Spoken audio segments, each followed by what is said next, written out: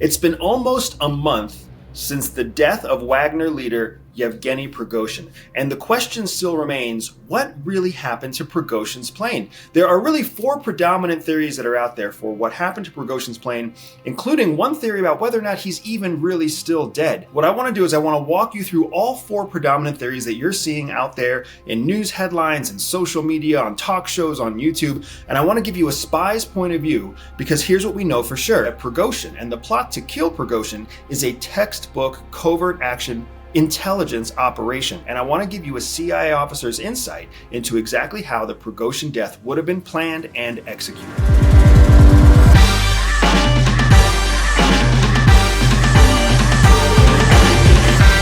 Now let's get into the Prigozhin plane crash and what really happened. Let's quickly touch on the fact that it may have been some kind of missile, some kind of rocket.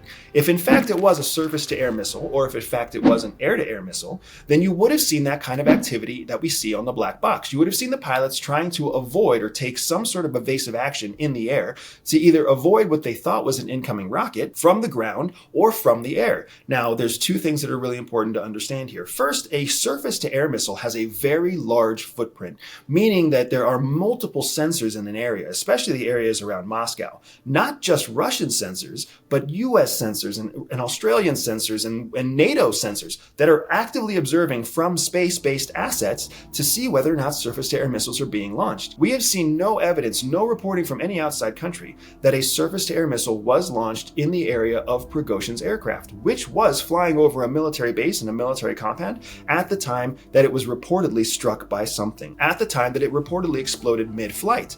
So the fact that we have no independent reporting from an outside country speaks to the fact that it most likely was not a surface-to-air missile. Not only that, but surface-to-air missiles are very large. These rockets are designed to explode aircraft in flight, not to disable them, not to separate them, but to actually destroy them in a ball of flame at altitude, which we all know from the footage that we've seen on TikTok and on YouTube and in the news. That's not what happened to Prigozhin's plane. What happened was the plane somehow had one wing separated from it, and it turned into a tumbling ball. If you've seen the videos that are online, you actually notice that the plane, the aircraft itself, isn't even on fire as it descends. It's actively spewing its own fuel in a cloud of mist as it spirals towards the earth. So all of these are reasons to vote against any kind of surface-to-air missile. That means we can reasonably rule out sabotage as a high probability explanation, and we can reasonably rule out surface-to-air missile as a high probability explanation. So what does that leave? That leaves the idea of an air-to-air missile. Now, here's a theory that has very quietly been spoken about online. In fact, the only other people out there who have talked about a potential air-to-air missile attack on Prigozhin's plane are other retired Air Force and intelligence officers like me from around the world. Now, before we dig deep into this theory, I want to take a moment to thank today's sponsor. If there's one thing that Prigozhin's death has done around the world, it has shown us that we live in a very uncertain time. It's unpredictable what's going to happen, what governments can do, what governments can't do, what conflicts are coming around the corner, how current conflicts will even end.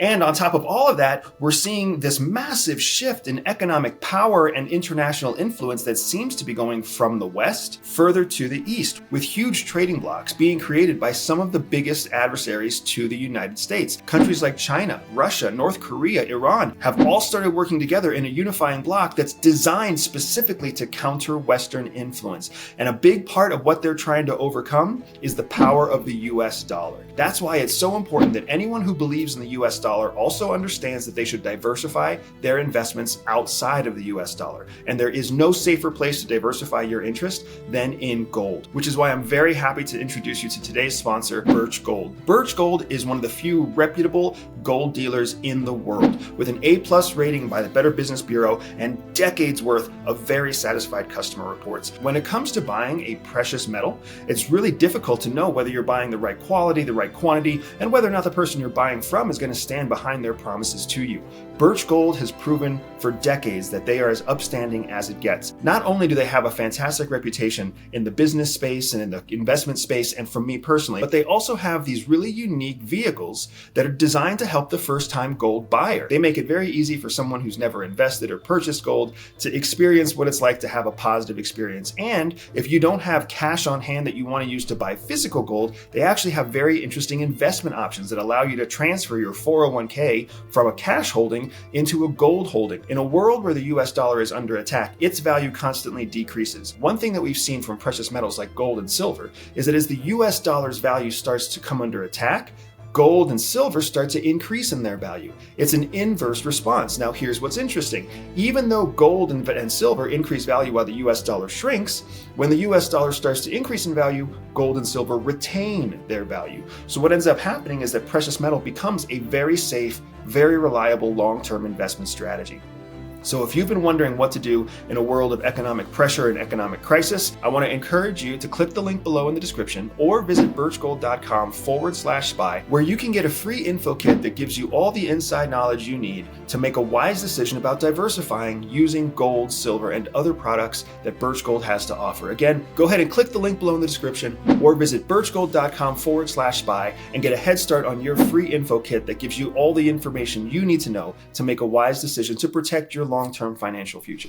Now, here's why we think that it was an air-to-air missile. First, when you look at the black box data, you see the evasive action being taken by the pilots. The pilots wouldn't immediately believe that they're being targeted for some kind of rocket attack. If anything, they would think that they're at risk of a mid-air collision. It's standard piloting procedure that during any kind of potential mid-air collision, what you do is you change your altitude and you climb up in altitude, because around the world, eastbound and westbound, northbound and southbound aircraft all fly at different altitudes. That's how we minimize mid-air collisions. So the first thing that the pilots would have done is climb up to a certain altitude. Now, when you look at the black box, what it looks like is the pilots may have changed their altitude, and then they most likely saw the inbound aircraft also change its altitude, which would result in the pilots of the Legacy 600 changing their altitude again, at which point you would have seen the other airplane change its altitude again.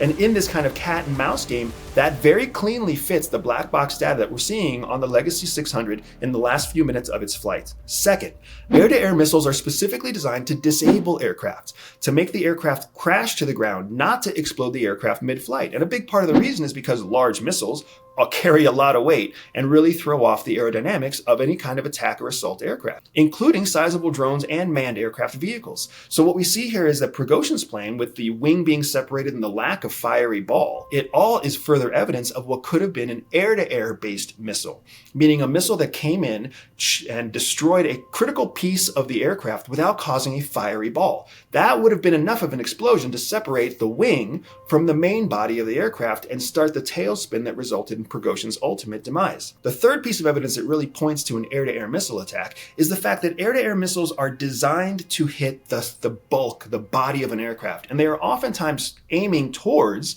the engine or the heat center of the aircraft they're targeting. Now, when you look at pictures of the Legacy 600, what you actually see is that the jet engines are mounted to the rear of the aircraft, just behind and over the front wings. So an attack aircraft targeting that Legacy 600 from any direction, the missiles would most likely be aiming towards the engines or the main body of the aircraft. And in that targeting, they would have most likely hit right above the wings. That means when the moment of impact happens with these air-to-air missiles, they would have most likely exploded at the juncture between the body, the fuselage of the aircraft, and the wing. That would have been enough power to break the hold, the rivets and the strength and the engineering that holds the wings to the fuselage, because wings don't just fall off of airplanes.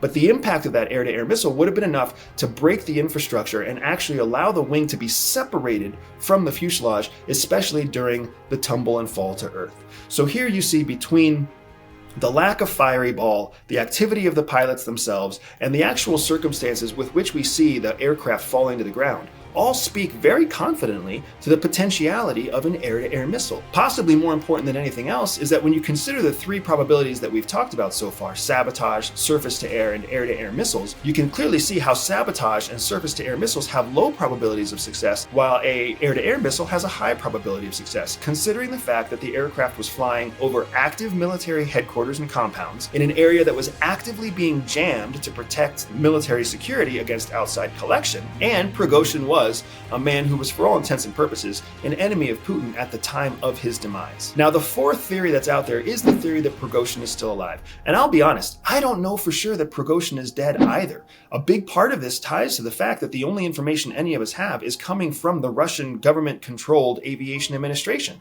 If there was any kind of DNA proof, any kind of third country investigation, even an independent third-party investigation that could verify Prigozhin's DNA, verify any of the remains as belonging to Prigozhin, then at least then we could all have that smoking gun conclusion that Prigozhin is dead. The fact that Putin came out publicly to state his death and the fact that the Wagner Group came out publicly to state his death kind of speak to the fact that he is most likely deceased, because if he was in fact hiding or if he was not on the plane, having him come back from the dead would be a massive slap in Putin's face and a massive embarrassment to the Wagner Group. It's almost as if the sequence of events with Putin acknowledging his death and the Wagner Group acknowledging his death, they very much bring credibility to the idea that he is in fact deceased, even though we haven't seen DNA or physical evidence yet. A third big piece of evidence that suggests that Prigozhin really is dead is the fact that the aircraft that came down had Prigozhin and his number two, the second in command of all of the Wagner Group, and his head of logistics all on board. In the loss of that one aircraft,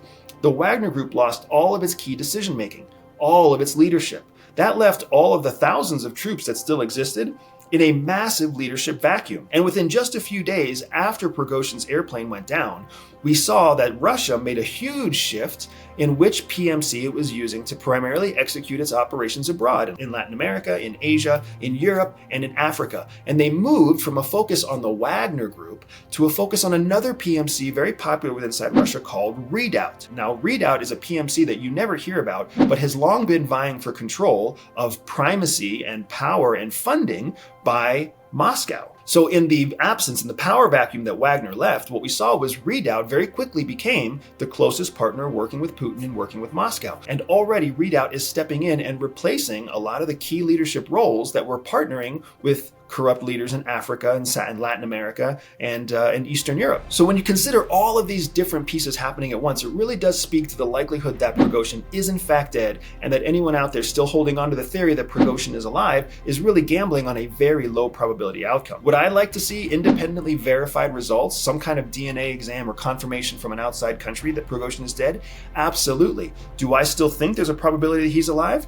Absolutely, but I put that probability at less than 1%. There's really a less than 1% chance that Prigozhin is still alive and in hiding at some place in some secret base where he's going to somehow come out in the future and humiliate Putin.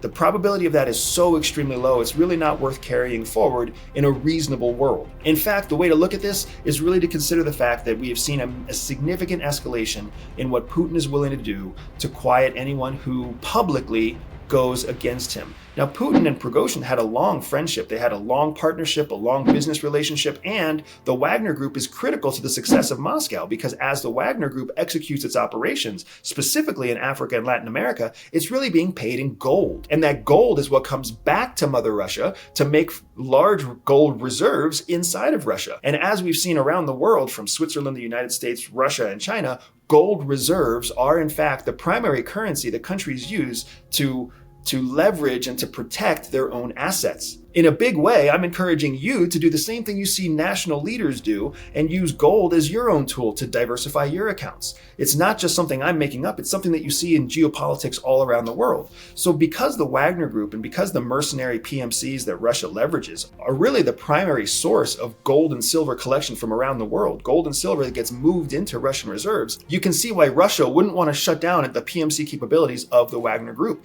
Instead, all they want to do is absorb and transform Wagner soldiers into Redoubt soldiers, or get either group to sign on to formal military of defense, military contracts, and make them part of the Russian military itself. That's really Moscow's ultimate goal, to control the PMC members that are working on behalf of the Russian Republic. They don't want to have PMCs that are under the control of rogue leaders like Prigozhin, which is why you would see such a huge about-face in the relationship between Putin and Prigozhin. Yes, these two had decades worth of friendship, decades worth of cooperation and collaboration. All of that changed in June 2023 when Prigozhin turned against the leadership in the Ministry of Defense. Now Prigozhin clearly thought that he was not challenging Putin's power, but he was challenging the Ministry of Defense's power. But that's not necessarily how the world saw it. And anytime the world sees a challenge to Putin, Putin has to step in. But the reason this is so valuable for you and I to understand is because up until this day, we've really only seen Moscow and Putin specifically carry out vengeance in a very clean, very quiet way. He uses a lot of poison. Most of the people who speak out against Russia and speak out against Putin from within Russia die of some sort of poisoning. You also see some people die in intimate stabbings or shootings, and of course you also see people die in strange suicide events. In all of those cases, what you see is just the target individual's demise. With Prigozhin, we see something very different. We see that Prigozhin was killed. His number 2 and logistics leader were also killed. And on top of that, a pilot, a co-pilot, a stewardess, and 4 bodyguards were all killed in one killing. As much as people might say that this fits the model for Putin's vengeance, in fact, it does not. It shows a significant escalation in what Putin is willing to do to quiet dissidents and to send a message to any future spies that are out there that they should not cross Russia and they should not cross Putin. Whatever happened to Prigozhin's airplane, we know without a doubt there was a spy involved. There were most likely multiple spies involved. It was either a spy that set the explosive on the aircraft, or it was a spy that shared the information about Prigozhin's departure and flight path, or it was a spy agency that chose to deploy the aircraft that ultimately shot down Prigozhin's aircraft, or it was a spy agency that was able to coordinate with Russian ground forces to launch a surface-to-air missile. Without a doubt, spy agencies are involved. And of course, the least probability option that Prigozhin is still alive speaks to a fact that there was some kind of spy involved that kept him off the plane. In any case, with all 4 predominant theories, we know without a doubt that some spy was involved. A spy was involved in what the whole world sees as the death of Prigozhin. My job today was to show you exactly how that covert operation would have been carried out so that you can have better insight into what you're seeing and what you're reading as news headlines continue to swirl about what happened to Prigozhin, what happened to his aircraft, and whether or not he's still alive. If you liked what I talked about today, please take a moment to comment, like, or share the video with a friend. And of course, remember to show some love to our sponsor and click on the sponsor link below, birchgold.com/spy, and get your info kit so that you can see why countries around the world are investing in gold to diversify themselves against relying exclusively on the US dollar. My name is Andrew Bustamante. I am the founder of Everyday Spy, and I can't wait to talk to you next time.